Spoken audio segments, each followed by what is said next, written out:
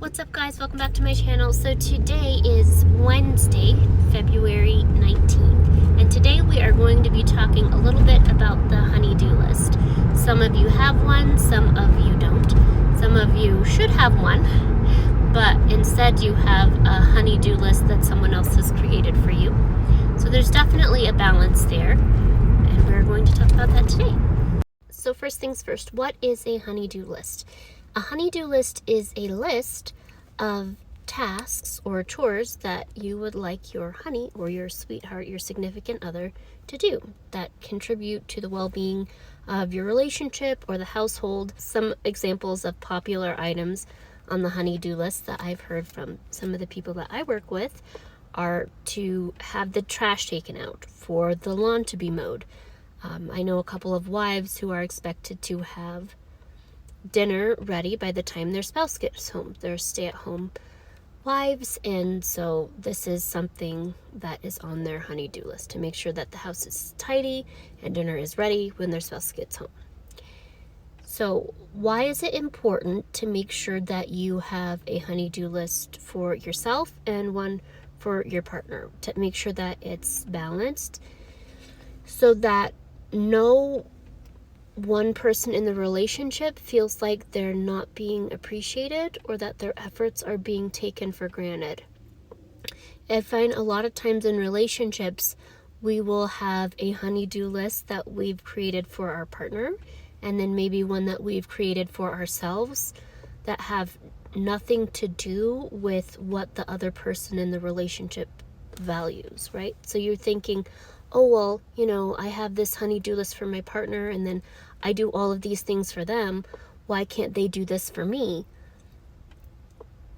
But how many of those things that you're doing, quote unquote, doing for them, are things that they feel like they need from you?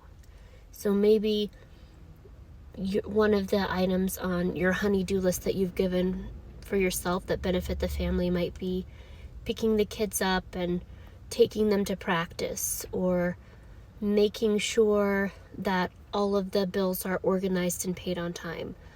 But on your partner's honey-do list, if they were to give you one, it might be sit down and have a cup of coffee with my sweetheart, or go on a drive with my spouse, or go out on date nights more. And it seems like, right,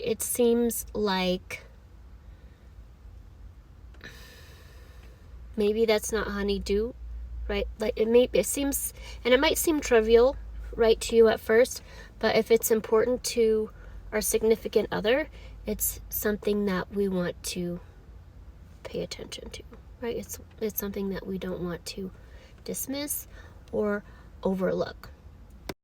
And some of you might have an opposite problem where you have things that are on your honey-do list, but you never communicate those to your partner. You're thinking, I don't need anything. I challenge you to ask yourself, is that true? And are you really doing yourself any favors if you are in a healthy, loving relationship? Your partner wants to meet your needs. Just like you want to meet your partner's needs, your partner should want to meet your needs. And you should feel comfortable coming to your partner to communicate those needs in a calm and effective manner, right? We want to make sure that we're communicating our needs clearly and that we're not upset, that we're communicating our needs clearly and calmly, so that they will hopefully be well received. I know this was me for a long time, where I wanted to do everything. I just wanted to make sure that my husband was happy and that he had everything that he needed. And when I needed something, I didn't want to ask him for it. I didn't want to, quote unquote, inconvenience him. But because he cares about me, once he started noticing, oh, my wife tends to carry heavy furniture out of the house by herself instead of asking for help. Or a couple of times he actually came home early and saw me moving some heavy furniture into the garage and kind of reprimanded me, like, why don't you just ask me for help? That's what I'm here for.